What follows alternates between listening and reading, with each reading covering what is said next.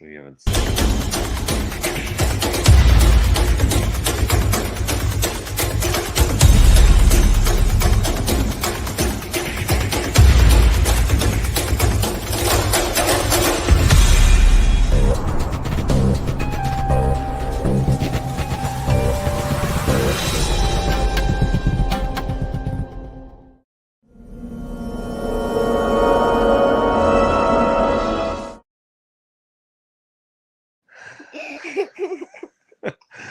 All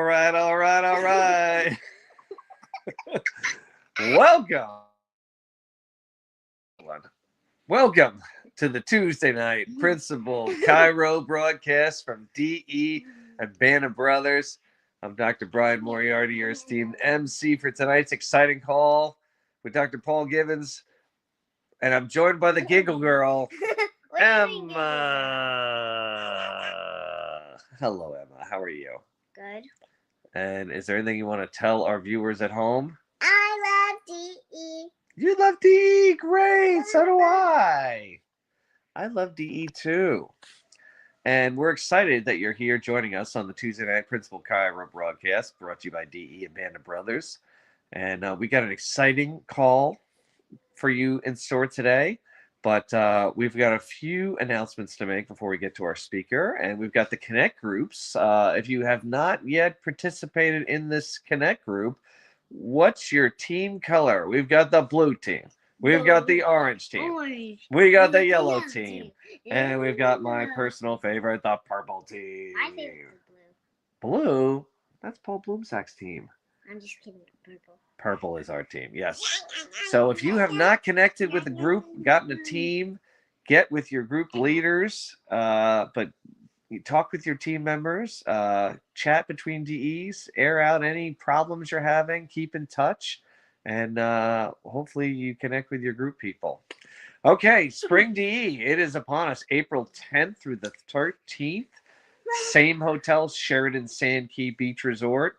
We were just there a few weeks ago. It was beautiful, sunny, freezing, but beautiful and sunny. So in April, it'll be beautiful and sunny and like 85 degrees, and you'll be swimming in the Gulf of Mexico and in the pool, and it'll be a really fun time.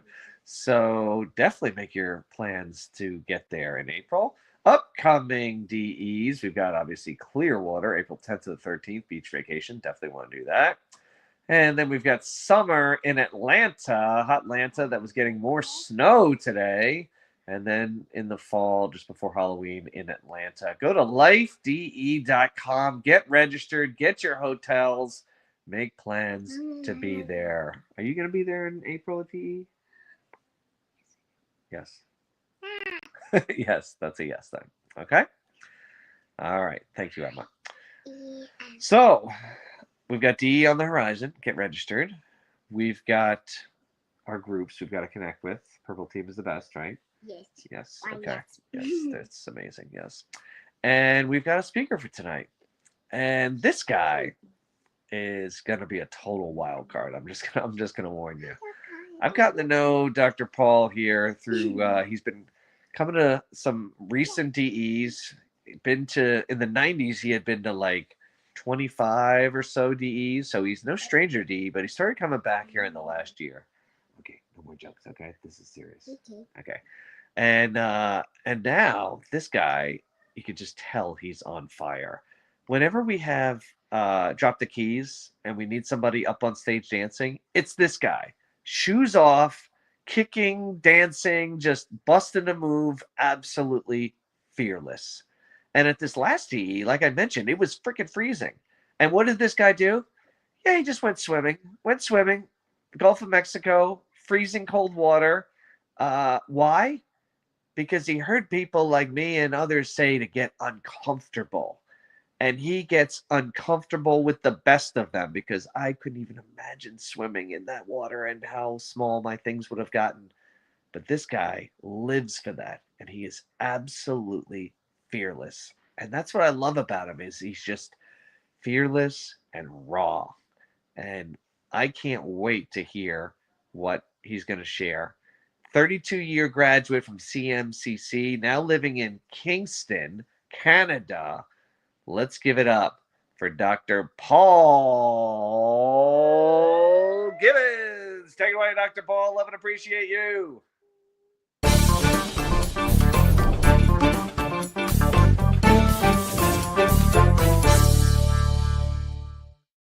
Looking over my shoulder to see who exactly it was you were talking about. I don't know if I've ever felt less well equipped or more unqualified. I mean, it's one thing to speak in front of lay people, it's another to speak in front of my peers, most of whom are doing and have done far greater things than me. Like, who am I? But I also know that this is a safe place. Um, I'm around people who care for each other and I believe care for me. And I've got to look at this a little bit like doing the dishes. If you do them badly, you won't be asked to do them again. So Brian has exhorted me to not suck. So let's see how we do with it. Because this is tonight's really important to me. And not me for me, but for me that someone will identify where I'm at and where I've been. And I kind of have really no idea. I've got all these notes and stuff I've been jotting down, but I don't really know what to say or how. But contrary to popular belief, I'm not any hardcore Spartan. But I had a cold shower just before this, cold shower, because I believe I've got to be really sharp here.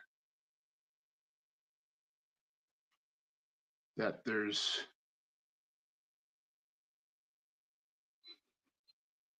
someone really needs to hear this.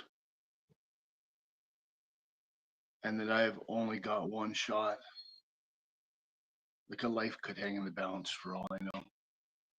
To help them believe in their father and in themselves and in their ability.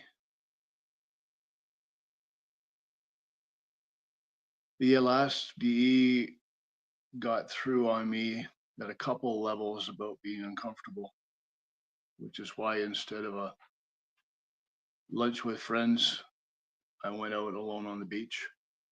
Actually, the first thing I did was went in the gym. It was empty, so I worked out, went for a walk on the beach in the 35-mile-an-hour wind, 50 degrees. And then on the way back, decided I should just peel off and get wet and cold and really uncomfortable. Like, we got a culture in a world that is all looking for pleasure and avoiding pain, but something I've learned over the years, there's no escape. Pain is conserved. We will all have pain. The only choice in it is what kind of pain and what do we choose? We can choose the eventual long trail of disease and brokenness that comes from indulgence or self-pleasing. Or we can, like the Bible says, I train my body, I whip it, I beat it, I make it my slave. And I've had varying degrees of success, not with the training and the process, but with getting my inner fat boy to do that over the years. So I'm going to just share a bit of what my last few years have been like. Just to give you a context for what you see at DE, there's more to it and more behind it than that. The last 6 years, I would say, have been the most difficult in my life. And yeah, looking back, I could call it uncomfortable. I could call it an adventure. By the way, an adventure is something that we wish for when we're sitting bored on the couch. And the couch is what we wish for in the middle of the adventure. So in 2018, my wife and I had a 2-year-old son and this big vision. We wanted to build this wellness center in our city that would really umbrella everything that we felt people would need to really turn their lives around and change them. So there would be my chiropractic office. Her passion was CrossFit, so we were building a CrossFit gym. We are going to have a float center, cryotherapy, a number of other alternative practitioners, and finally found a building and managed to purchase it, and it closed. And I thought, great, we're here. Um, no,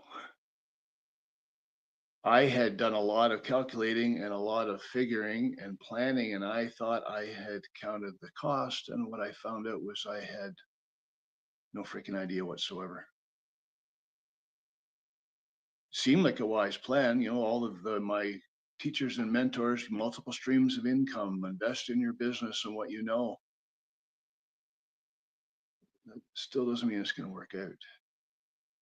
So it started off with the financing and carrying a massive mortgage and improvement loan, and finding out that because there was a building boom, there were no trades available. So it took 6 months to find a contractor. So by then, a lot of my just practice bank account had been burned up. And so we hired this guy and got him moving. It turned out he was a bad choice. Charismatic, but I would venture to say a sociopath with no conscience, no whatsoever, very rudimentary idea of what he was doing, and highly dishonest. So he milked that thing for the 4 months job for almost 14 months, during which time I burned up all of my credit and everything that I had. I was finally near broke, so I had to fire him. So he turned around and he sued me for almost as much as he'd already taken me for. And at this point, we were 700% over budget. So I had to put on a tool belt and go to work. So with an extra 30 or 40 hours a week for most of a year, with my 3-year-old son at the building with me a lot of the time. He just grew up in the midst of sparks and tools and sawdust and dad swearing when it wasn't going well. There was quite a bit of time in there where I didn't know, like if I was going to lose it all. For probably 6 or 8 months, I woke up at 2:30 every morning in a cold sweat. I'd fight it for a while, try to get back to sleep, and if it wasn't coming, I would just get out of bed and drive into town and go to the building and work until my shift started at the office at 7:30. I'd say of all of it, that 2:30 in the morning was the worst. The self-doubt and the self-condemnation and the voices. I don't know if you've ever been there. But it came finally March of that year, and we were ready to move in and open the office part of the building, which is exactly when COVID hit. So my practice was already beaten up, and I lost another 50% of it in the nearly 3 months we were closed with COVID. But we got occupancy. The equipment was in place. The gym was open. My wife was starting to work and gain momentum. She was working hard, like 6 days a week, and then 14-hour days, and then she'd come home and be anxious and exhausted and depressed, so just want to spend the next 24 hours by herself. So that didn't feel like it was going good. But the gym at this point was becoming profitable. Then we got an offer to sell the lawsuit, but I had no money left. So in a conversation with one of my best friends, he offered me to lend me the money to pay off the suit. I was overwhelmed. And it seemed like we were out of the hole and finally going to be like bust free.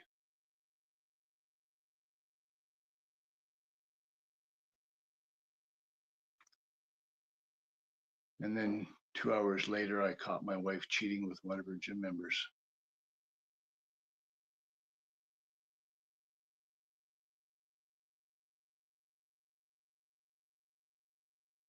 And that had been going on for a while.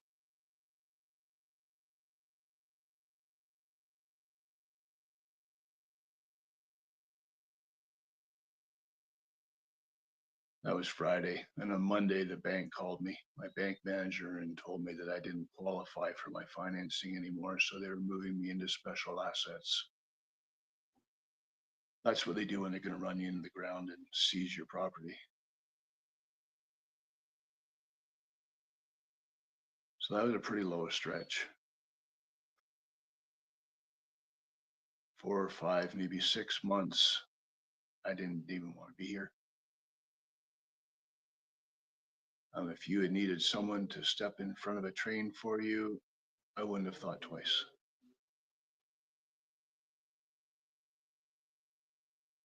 And you know, at 53, I had been horrified to find out I was going to be a dad.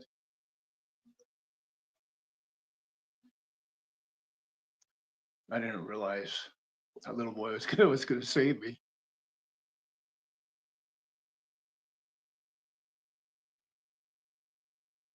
Because he told me he loved me 49 times a day. He'd get up in the morning, come down and crawl into my lap. He would pray with me. He would ask me to pray. I had to get up and make breakfast for him in the morning, make his lunch for school, get him on the bus after school with a smile on my face. Because kids, this is not their shit to carry or handle. Kids is supposed to be, has to be big dreams, no worries. So I had to just push all that to the side. And in those hours in a day, I had a level of freedom and joy that I don't really understand.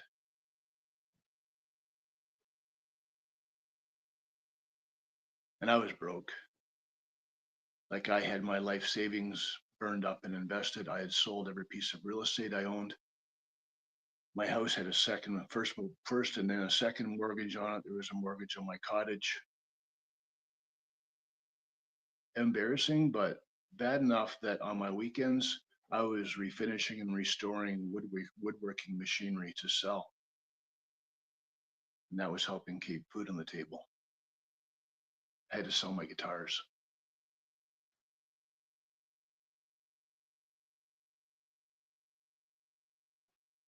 But God was so faithful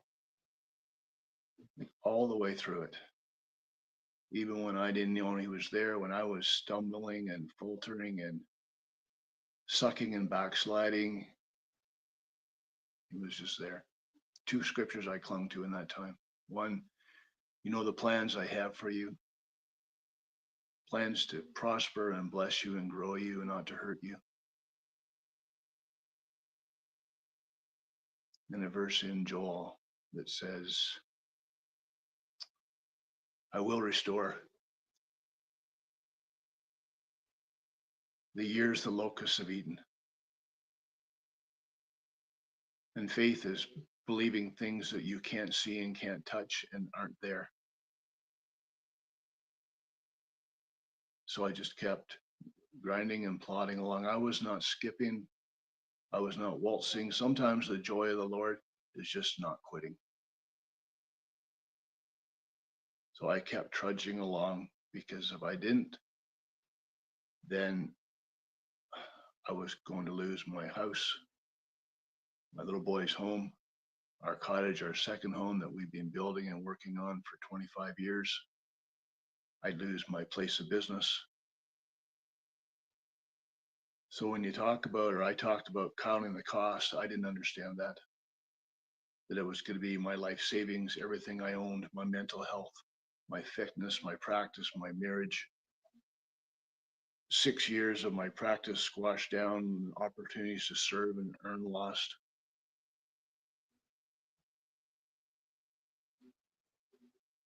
So I clung to God's word. And that they're squeezing I learned that the squeezing and the crushing, that with persistence, good, sweet things come out of that.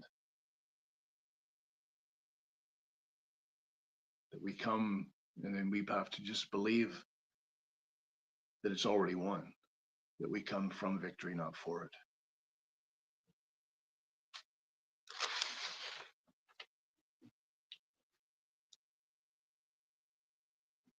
So the overhead was crushing. I had historically run at about 30-ish% overhead. And for 3 years straight, I ran at 95%. I don't really even know. I don't even know how we got through. Actually, I let my office manager run the banking and do all of it because I couldn't bear to look at it. So out of all that comes blessing. That when everything has seemed to have stopped dead and be dead, that's not a period. That's a comma. And there were blessings in this, that as all of that and a lot of my worldly stuff and what I'd worked for, the me was stripped away, peeled off a lot of pride, peeled off ego, and really taught me that what is important, that none of that could take away. That my little boy Jeb and I still have this awesome, fun fairy tale life together. That I've still got my faith, my other older kids in my family. I still have my practice. And I learned that, yeah, there's joy in abundance, but there's equal opportunity, joy in having very little. And learning to trust God that He provides, that He's not a liar, He's not a man that He would lie. There was always just enough. I never missed a mortgage payment. Never couldn't pay for Jeb's stuff at school. Never couldn't put groceries in the fridge or gas in the car. I learned that being alone is okay. There's a difference between being lonely and being alone. I learned that I had a core of a few really solid friends that I could call at any time. And you know what? I learned that I'm a survivor, that I'm easy to hurt, but I'm fucking hard to kill.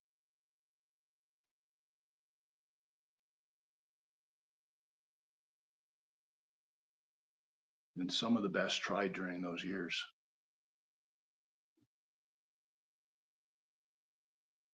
I learned that I don't want to run 6 different businesses or manage a whole like gaggle of people. I want to do one thing and do it well, and I want to do it with as few people to manage and deal with as possible. Something I learned from Joe Galen last year when he spoke. There's a guy I love. High volume, low overhead, big net. And I'm not even high volume at this point in my walk, but I can tell you going from 28,000 a month building overhead alone down to 2,500, it has quite an impact on your net. So this has been my first profitable 12 or 13 months in 6 years. You know, I learned that I do have a purpose. That I have this joy walk that I cultivate. And I don't mean just to my office. I like speaking life and encouraging in the gym. I try to talk to somebody new every time I'm in there and just tell them I admire what they're doing. I like what they've accomplished. I see changes. It's funny, I see guys in the gym, the only one they would talk to is hotties. Now I talk to boys, I talk to old men, I talk to young girls, I talk to grandmas, I talk to everybody. I do it in my church. I do it in Costco. Even the employees there, I try to make their day brighter. There's a lady there who's always looking tired and stressed at the front door, and she asks me for a hug every time I go in there. But all of it, the most important is the privilege every day to do what God put me in the world to do, is to lay hands on people and see them heal and see them light up and see them come back out of the shadows into what they're meant to do. I'm a lifer. Like, who would retire from this? I can't imagine. What would I do? Go and rot on a beach somewhere?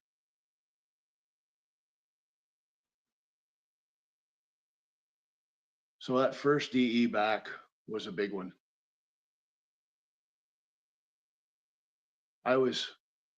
Yes, I had sold the building. Finally, as someone just, God's provision, the guy came out of the blue and bought it. I lost my shirt on it, but I got a chunk of equity back. So there I was into a new location, and that big, massive, like envelope from over my head moved away. But I was just broken. I was beaten down, used up.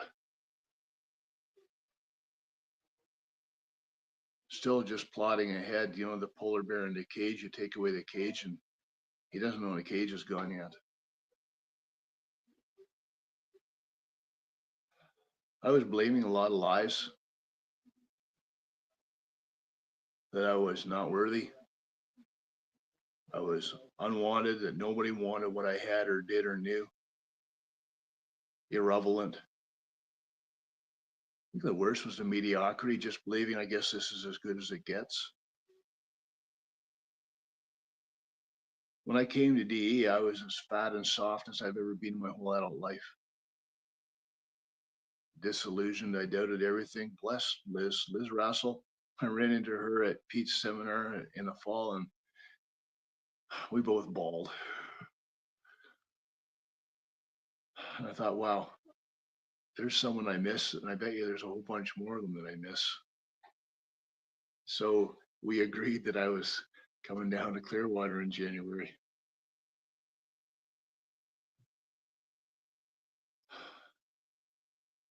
And I could just feel that stuff coming off. Everybody, what learned helplessness is? That's like in the old days, big orphanages where you go in on the floor and there'd be 50 babies all in their cribs. And not a peep, all of them quiet, no babies crying. And an casual observer would think, wow, those are good little babies.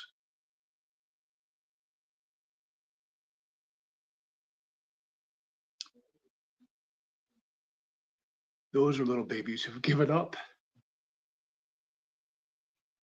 because no one's coming.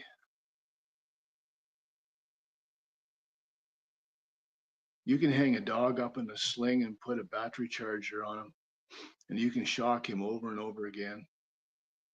And there comes a point when he won't fight anymore.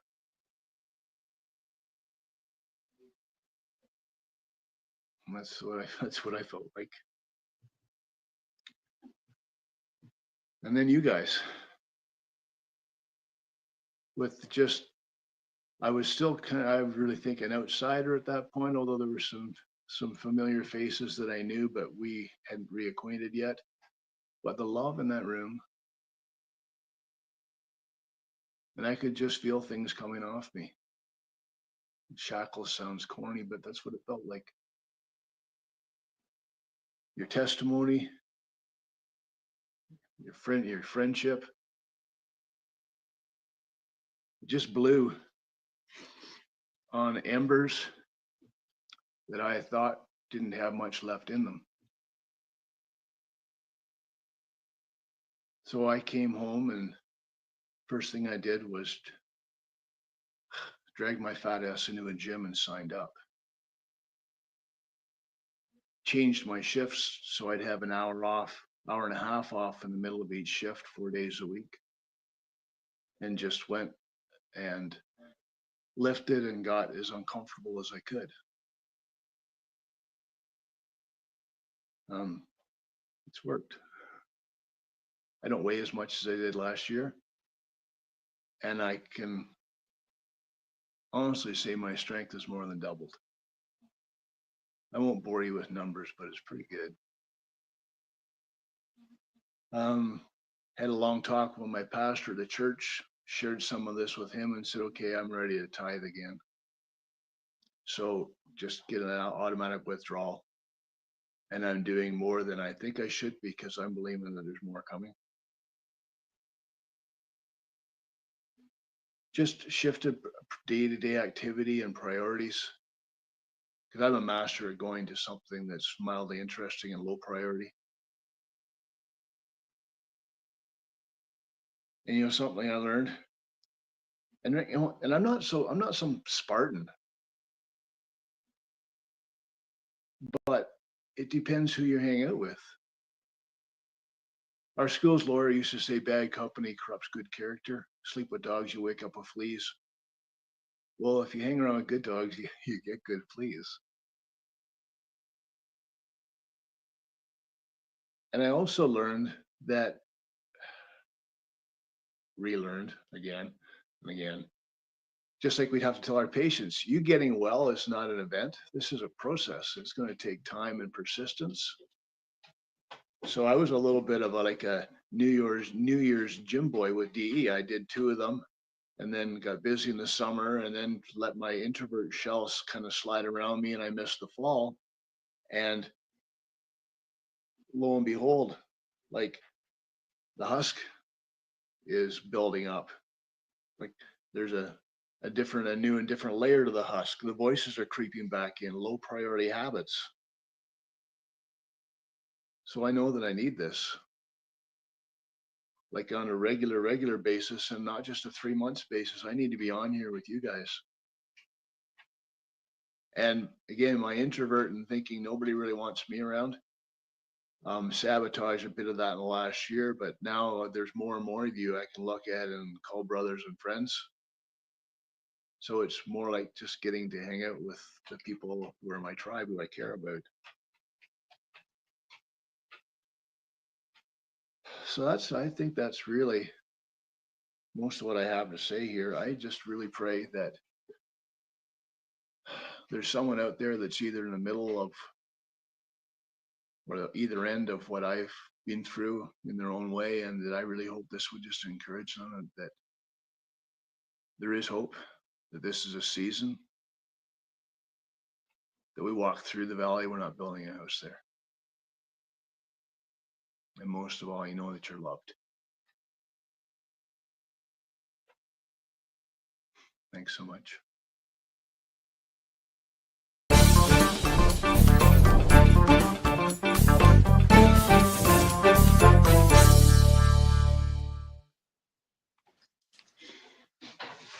Dr. Paul Given. Wow. We talk about a moment, Paul. That was a moment. You're going to see some comments coming across the bottom here, people reacting. And that was an incredible call. Absolutely amazing, simple, honest, pure, and brave. And I was moved to tears, my friend, of what you've been through. And typically we see a few comments coming across, but I'm seeing a flood of comments of people reaching out to you in the bottom there. So I know you touched a lot of people's hearts tonight. You touched mine, brother. And I just can't thank you enough for being on and sharing your soul. And I hope that it has a huge impact on someone's life tonight.